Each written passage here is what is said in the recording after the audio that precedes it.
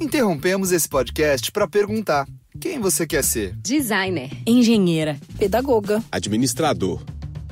Quer saber? O Senac EAD é nota máxima no MEC. Tem cursos de diversas áreas, com conteúdo elaborado por especialistas do mercado e professores mestres e doutores. Ainda tem o Senac Carreiras, conectando estudantes a vagas de emprego em todo o país. Saiba mais em ead.senac.br/graduação. Pausa rapidinho agora para falar de dica de ouro para os papais e mamães. Depois de experimentar a nova Hug Supreme Care Fralda Roupinha, tudo ficou ainda melhor para o meu filho. É a única com canais em X que se adaptam aos movimentos, com 2 vezes proteção noturna e cintura elástica que se adapta ao corpinho do bebê, além de ser super fácil de colocar e tirar. Praticidade pura. Então guarda essa dica. Nova Hug Supreme Care Fralda Roupinha. Bebê, estamos juntos nessa, mais do que nunca. Agora curta seu podcast. Hey, it's Freddie Snakeskin from KROQ, the rock of the 80s. And when I'm out walking my poodle, you'll find me listening to Holly and Dave on the What Difference Does It Make podcast.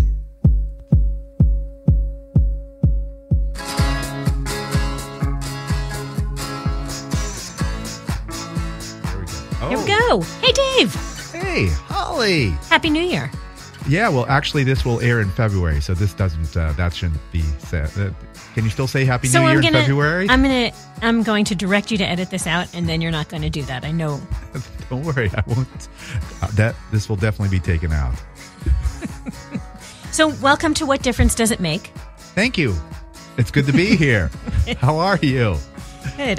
What year is it, by the way? It is the year 2019, and it's February, but But we're in 1982. We are going to focus on 1982 right now. Yes.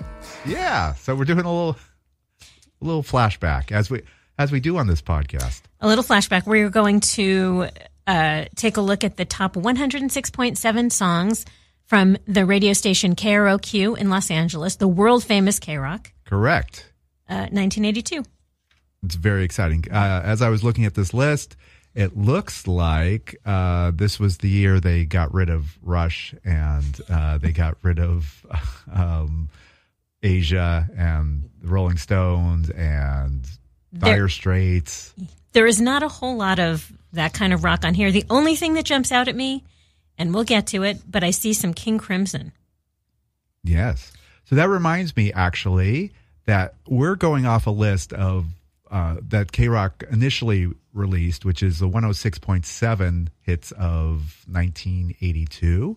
However, this year, since there's a KROQ HD2, as you may have heard on our Freddie Snakeskin interview, a revival. They've revised their list. They've cut it down to the top 80 of 19 of. Actually, they have the top 80 hits of every year in that decade. The top 80 of 1980, 1981. So we'll have a lot to discuss. Yeah, so there's some songs that kind of fell off the list, which is kind of interesting. And I think King Crimson is probably one of those. I'm sure you're right. As we discussed with Freddie, it seems like he was a fan of King Crimson and those type bands. But some of the songs, I guess, over time just kind of fell by the wayside. It was a natural transition into modern rock. Yes. So I might mention during our discussion of songs that fell off this top list that KROQ has compiled, a song that maybe people have forgotten, but was on this list. So that's why it's kind of fun to kind of go over the original list. Well, let's start there, and then you can feel free to interject. I will try. I will try my hardest to interject with some sort of something. Some little bit of interesting information. Wonderful. So, do we go right to what? Go ahead. No, you sound like you want to say something else. I don't want to say anything. Okay. I think you do. We'll go into. We'll start it off, and then we'll go as it goes. Okay. So, is it too soon? Sense? Too soon? Too soon to start with number 106.7. All right. So, what was it in 81? It was the Jetsons. That was number 106.7. This is right up there. So, following right in line with that, what do we got? We have the song is called "I Had Sex with E.T." and it was Barnes and Barnes. Do you remember Barnes and Barnes? I do remember Barnes and Barnes, but I didn't remember. I vaguely remembered this song, but I didn't remember a lot of other information about them. Okay, because if you listen to Dr. Demento, Yes. you knew Barnes and Barnes Yes. because they always had in the top 10, it was always pretty much near the top every week, which was the song Fish Heads. Yes. Yes. Roly-poly fish heads. Eat them up, yum. But this song is, well, there were issues. There were legal issues with Universal Studios. I would imagine so. The lawyers did not like this. Although, no, I mean, it's parroting. I would imagine it'd be fine. There's nothing wrong with that. Unless you look at the lyrics. I have no law degree, but I don't think there's anything wrong with it. Well, they pressed 200 total of this record, and 73 were initially sold. It's shipped 273. Okay. Because Universal Studios pulled the plug, so there must have been some legal precedent for this. Is that 200,000? No, 200 copies. It sold 200 copies. Perfect. Yeah. Yeah. All right. So this was not a moneymaker for them. This is not a moneymaker. However, so it was removed from sale. So after 73 copies, it's now a collector's item, and at auction, whatever you want to say, eBay, it gets up to $179. All right. How about that? Do you know? I know one member of Barnes and Barnes is kind of famous. Do you know who that is? He was a child actor. No. And if you watch the show Lost in Space, you know the name Will Robinson. One of Barnes, I'm not sure if it was Barnes or if it was Barnes, but one of the Barnes boys, and that was a fake name, but one of the Barnes boys was Will Robinson in Lost in Space. Okay, because I did not know that, but I see their names here as Robert Hamer and Bill Mummy. I think it was Hamer. Hamer? I think so. For the life of me, I can't remember which one it was. That's why I stuck with Barnes and Barnes. One of the Barnes boys was Will Robinson. That's my only fun fact of that. Well, do you know that it was only one in a series of I Had Sex With songs? Oh, they issued a whole album of I Had Sex With? I don't know if it was a whole album, but there were other. So I Had Sex with E.T. was the most played, but there was an I Had Sex with Pac-Man, I Had Sex on TV, I Had Sex with Santa, and I Had Sex with Madonna. Sounds great. Yeah. And none of those other people or companies or brands sued them? Not that I saw. Trying to get a share of that 200 copies sales? 200. No, I didn't find any other information about those, but you got to wonder about Madonna, or maybe Madonna had a sense of humor. I have no idea. Yeah, I know they mentioned, and actually in that I Had Sex with E.T., they mentioned Poltergeist too. I think, which were two of the top 10 movies from 1982. For that, do you know how much E.T. grossed? Give me a number. And this is 1982 numbers, which is crazy when you think about how cheap movies were back then. I couldn't even have $500 million. See, you would guess something like. Well, this is right, and in 1982 it made $359 million. Huh. Okay, so I wasn't that far off. No, not too bad. Their opening week. So opening weekends usually. Now you need like. Usually they hit 100 million or something. Yeah. You know, like the huge movies. I don't know how much like like Aquaman now. I mean, you make 30, 40 million, you're okay. The opening weekend of E.T., it made $11 million. And that was good. That was amazing. Okay. One of the highest, well, let's see. Actually, it looks like Star Trek 2 made $14 million in its opening weekend.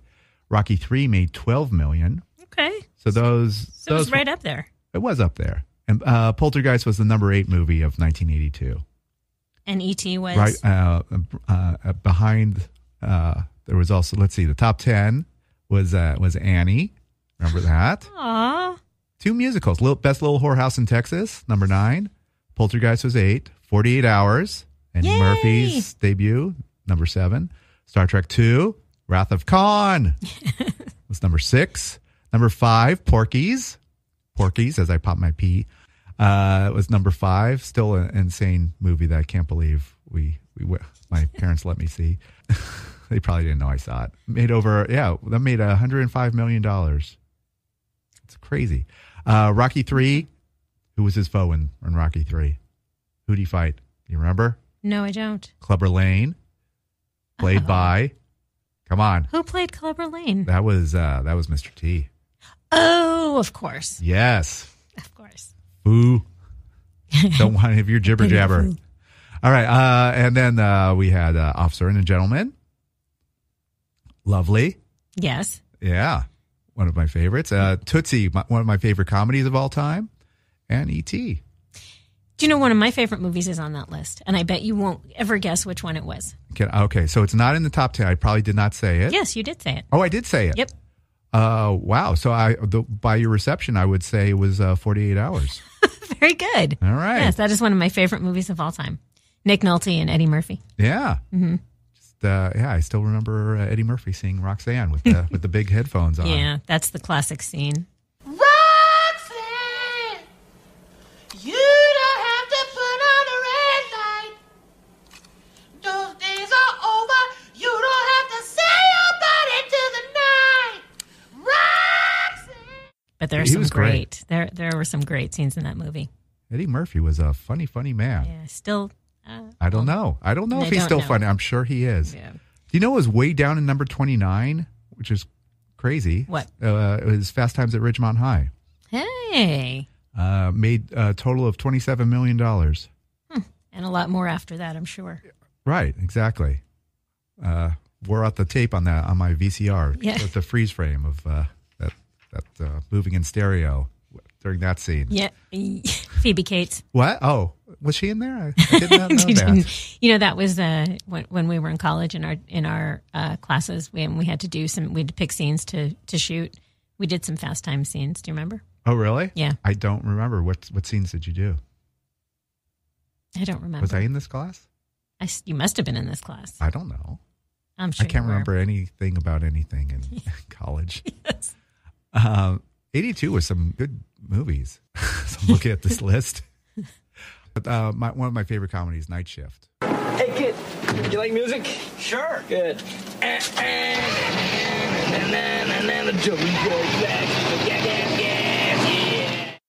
Oh, Michael Keaton. Yeah, number 36. Yeah.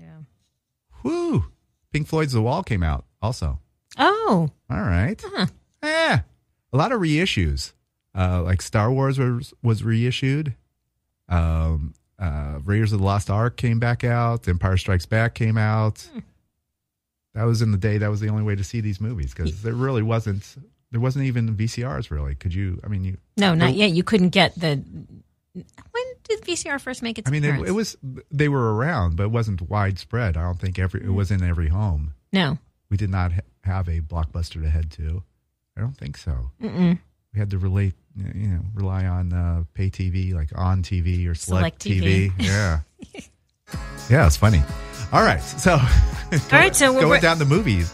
That's Movie Talk. Welcome to Movie Talk. All right. So that was Barnes and Barnes. I Had Sex with E.T. A lot of talk about that. And as we mentioned, KROQ loves sex, and because they were pandering to teens like ourselves, anything that mentioned sex. It's a lot of sex. We on were this listening list. to. Yeah. You're enjoying the What Difference Does It Make podcast, but we're going to take a break right now, and we'll be right back. Chegou a melhor parte do podcast. É hora de provar a melhor Coca-Cola.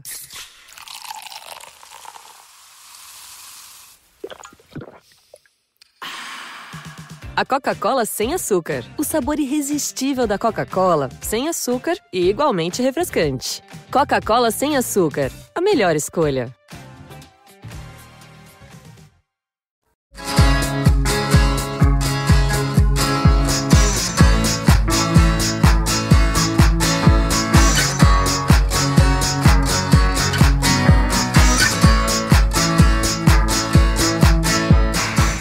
Here we are. The What Difference Does It Make podcast returns. All right. So number 106. Billy Idol. Yes. Hot in the City. Do you remember what movie this was featured in? Back to Movie Talk.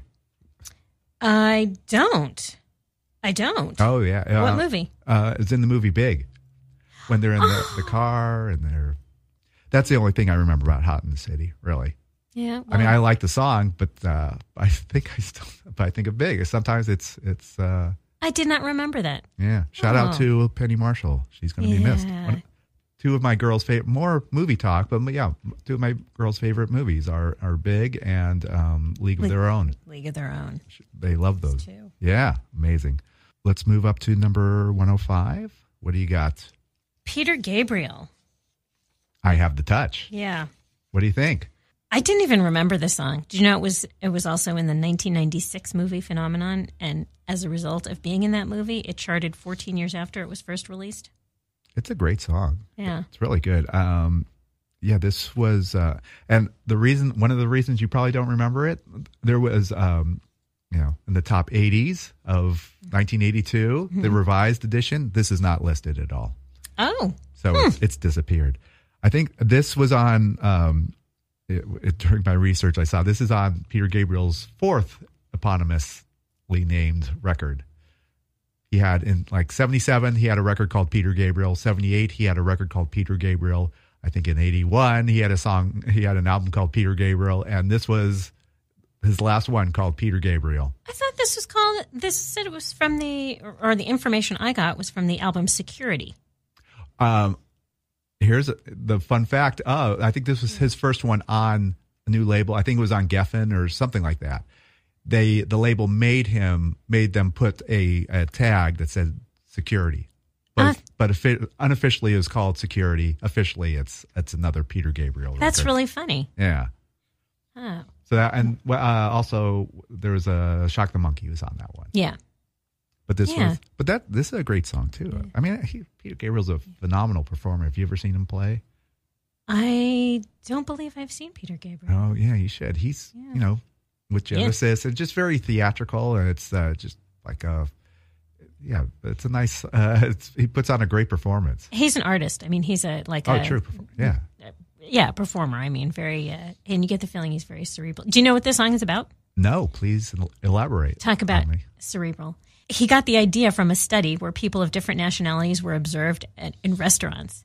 So in Puerto Rico and in Paris, they touched each other a lot. People touched each other a lot, but in London, only twice, when they say hello and when they say goodbye. And this led him to the idea that the English were deprived of touch.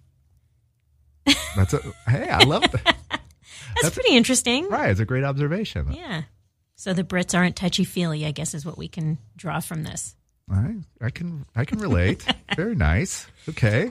So yeah, it is a good song. And all right. So, but someone that is touchy and feely is Brian Ferry and his band Roxy Music. Yep. Main thing. This really wasn't a single or anything. It was. I think this was off one of their last albums. I think it might have been their last actual album. Did you like Avalon? I mean, you must have loved Avalon. Love Avalon. I like Roxy Music. I was a fan. I wouldn't say a huge fan, but I really liked their sound, Yeah, of that era. I mean, ABC, Roxy Music, Avalon, kind of ushered in the new romantic, or soft rock. You still hear like the, Avalon and... you don't hear Main Thing, which this song is not on the KROQ list, not surprisingly, but it's still a great song, and that's a brilliant album, Avalon, just from start to finish. Yeah, it's worth checking out again. Yeah, it's very not emotional, but kind of hot. Super hot. That's all I'll say about that. There you go. You put that on. It's business time. Yeah. So moving on to number 103. Okay. What you got? It is Joe Jackson, Steppin' Out. Very good. I get a list of new music or things that just come out, and Joe Jackson is coming out with new music, and he's and it sounds like old Joe Jackson, and he's going to be touring this year. Yeah. He's celebrating 40 years of music, so he'll be playing Stepping Out. You never know what you're going to get with Joe Jackson sometimes, but he looks like he's ready to look back and play some of these songs from night and day, right? Yes, and you never know when he's going to just walk off stage, so you don't really know if you're going to see him. Doesn't he get a little? I think back in the day, he was an angry young man. Yeah, those days are gone. But he's touring now, and Steppin' Out was a great song. That was there was. Did you have the album Night and Day? I did. Now, do you remember the sides? What the sides were called? I don't remember. there was the night side and the day side. Right. Okay. And there was music to listen at the daytime and music for nighttime. And Stepping Out, I don't know for sure, but it was like getting ready to go out. Yeah, I think it's night. Yeah, it was night. I did not remember the night that. side. Yeah. So yeah, that's kind of like, I think he was, living in New York and just the hustle bustle of just stepping out into the city, and getting ready to go out. Well, the video featured a housekeeper pretending she was a Cinderella figure and was filmed over one night at the St. Regis in New York City. It's funny, Joe Jackson's such a personality. He said I don't think he was ever happy about making videos. He's just not that kind of artist. But this one specifically, he said he told Time Out back in 1984, rock and roll is degenerating into a big circus, and videos and MTV are very much part of that. People who are seriously interested in making music as an end in itself are going to have to split away and forge a different path. Well, yeah, there were a lot of artists. I mean, especially at the beginning, they didn't realize the possibilities of using video to their yeah. I mean, you could be extremely creative with video, and it was just another artistic viewpoint that you could make. Yeah, but you do get that artists who are artists, they just want their music to be heard and appreciated for the music without the association of a video. Sure. But a lot of bands thrived, obviously, during this era. Suddenly, like, well, we could make this music even bigger. And, that's what happened. Some of those are coming up, some of those artists. Oh, okay. Very nice. So, so anyway, welcome back, Joe Jackson. And it's nice to, Stepping Out is still a great song. Yeah. That's so exciting that he's touring. Yes. Yeah. We might have to go to that. We definitely would have to go to that. Okay. All right. Number 102, The Clash, Radio Clash. Super exciting because this was like them rapping. This wasn't on an album. This was, what, are you looking for something? No, it's interesting you say you are correct. You know that there was a song called This Is Radio Clash and Radio Clash? Okay. I did not know this, but you're right. On this chart is Radio Clash, but was there a difference? I did not know. No, there wasn't a difference. Oh, okay. Yeah. I think they recorded them as two separate songs. Two sets of lyrics exist for This Is Radio Clash. The original one references the Bill of Rights, napalm, and the American Armed Forces Network, and a separate set that was recorded onto another take, later named just Radio Clash. They're both identical tracks except for the lyrics. And they even feature as A and B sides on the single, which led to a lot of mistakes and re-releases of the song. So on the Story of the Clash, Volume 1 compilation, the track listing lists This Is Radio Clash, but the song that actually appears is Radio Clash. Just a little. Yeah. I had no idea. Up until I read this, I had no idea. And it was great fan. Because, obviously the Clash were listening to the radio or maybe living in New York, and they're, in the streets in New York, and they're hearing rap and this exciting new sound that was just starting to develop, and they wanted in, and so they're trying new things. I love that, and it still had the Clash sound, but Joe Strummer is rapping, and it's kind of got some beats to it, and I think Mick Jones was more into it than Joe, perhaps. I don't know, but it was just the book, because I know, like, further on, Mick was in his post the BAD band that he was Big Audio Dynamite, that they did a lot of experimenting with different sounds. Yeah, but this was great. I mean, just hearing Joe rap over this beats. And the initial idea for This Is Radio Clash came from a conversation between Joe Strummer and one of their assistants and their manager about the band setting up their own radio station, which I guess never happened, but that's where this so they were trying to do a theme song too.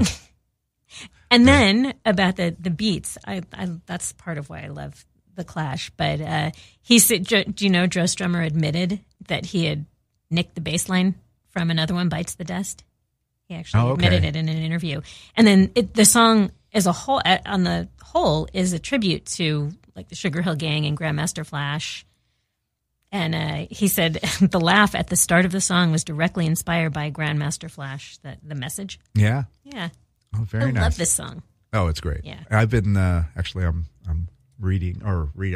listening to the audiobook, the Beastie Boys audiobook. And so they're talking about the beginning of of rap in the 80s and, in the early 80s, and going to these clubs and hearing these new sounds and, just getting excited about that. And, I think the Clash were the same thing. They were like, this is an exciting sound. This is something different. Yeah. And it was great, especially, it was perfect for KROQ because it was, it was something new and exciting and something no one else would play, I would imagine. And edgy in a way that's not, just not sex and, not blatant. Just so interesting, orally interesting. Definitely.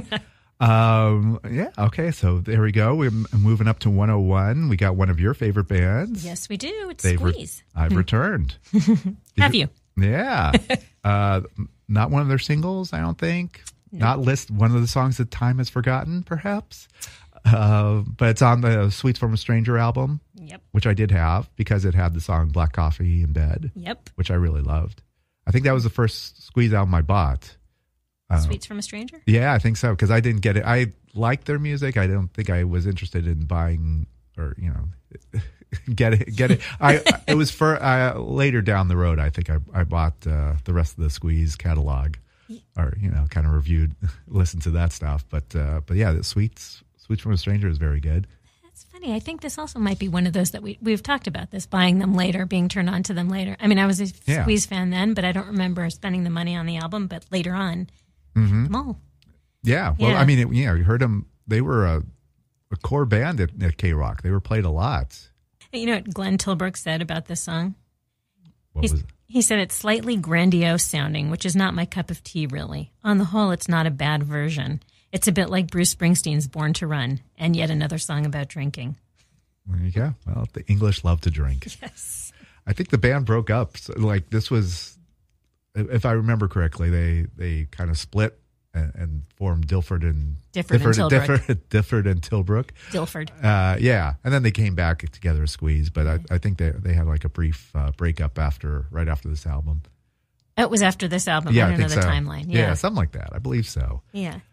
All right, so let's wrap this up then. Let's wrap this up. Let's wrap this up. By the way, we have we'll make a Spotify playlist of these songs. Obviously, we can't play these songs. We still can't afford the rights to them. Right. So we will put it on a Spotify playlist that you can find on what are we doing here? You'll find on What Difference Does It Make. Just look it up, What Difference Does It Make playlist, and you'll find us on Spotify. We're just still on social media. Where are we on social media? We're on Twitter, WDDIM Podcast, and we are on Instagram, WDDIM Podcast, and Facebook. Beautiful. So we'll keep posting things and keep listening, keep enjoying. Text us, message us. Definitely. Email us. Please. Send us snail mail. Tweet at us. Tweet us. Tweet us and whatever. We'll be open to discussions and we could bring that onto the air. Feel free to debate any of our opinions. Yeah. Please. Thanks for listening. Thank you so much. And we'll complete this. We got. Oh, that's right. We got a quiz deck. We have. We should. Okay. Do you remember the story about this quiz deck? We're going to do a question from the 1980 rock and roll quiz deck. So my resident expert saw Terry Bozzio at the Musical Instruments Museum a few months ago in Phoenix, and he brought these home for me. So he was actually seeing Terry Bozzio just as a solo artist on the stage, watching him drum for an hour or two. Which is crazy. Yeah, it is crazy. I mean, I love the drums. I cannot hear just a solo drummer. Yeah. I wouldn't have the patience for it. I would appreciate what he's doing, and I would be looking at my watch going, I got to get out of here. As the drum solos, right? I mean, drum solos are notoriously that's so the other band members can relax and, that's get a beer time. Painful. It's a lot of times it is painful. But, I mean, obviously, you've got to be super creative to keep your interest. So, obviously, whatever Terry's doing, he's doing something amazing. Not for me, though. Yeah. Okay, so you're going to pick a card. I'm going to read you the question, and you're going to get it right, of course, because you know everything there is to know about music. Oh, okay. So there you go. I did not look at it. Okay. So, you'll get it after the first sentence. I predict. Specializing... Sparks. No. All right. Darn it. No, not even close. Okay, good. Specializing in songs about the working class life in rural America. Oh, John Mellencamp. Okay, that wasn't even a full or John sentence. It was Cougar. a comma. Yes, this Midwestern rocker recorded his #1 charting breakthrough album, his 6th, in 1982. He went on to release 4 more albums in the 80s, all of which made the top 10. In 1985, along with Willie Nelson and Neil Young, he organized Farm Aid, a benefit concert to aid the nation's small family farmers. It's become an annual event that has raised millions of dollars to support the cause. Name this Heartland hero. Yeah. Did you have American Fool? I don't know if I had any John Cougar Mellencamp albums. Yeah, I think the first one I bought, actually the first CD I ever bought was Scarecrow. Really? Yeah, and that was my first John Mellencamp record. Yeah. But that I was didn't 85. Yeah. So that was the first one, first CD I ever bought, and but I never had American Fool. And initially I thought of him as like a Springsteen ripoff. I know most people did. Yeah, but he was legit. He was great stuff. Scarecrow is an amazing record. Yeah, that one has Rain on the Scarecrow, Small Town, and ROCK. Yes. In the USA, right? Yes. Yeah. That was a great. I saw his show there then too. He was great. Saw him at the Forum. He's a great performer. He was dancing back then. He doesn't do that. He's not dancing anymore. I think I saw him maybe 20 years later after the fact. He just, he's still good. We're all older, Dan. Yeah, I understand. We can't move like we used to. I never could move. No, same. All right. Well, thank you so much. Thanks for listening. Check you later. Over and out.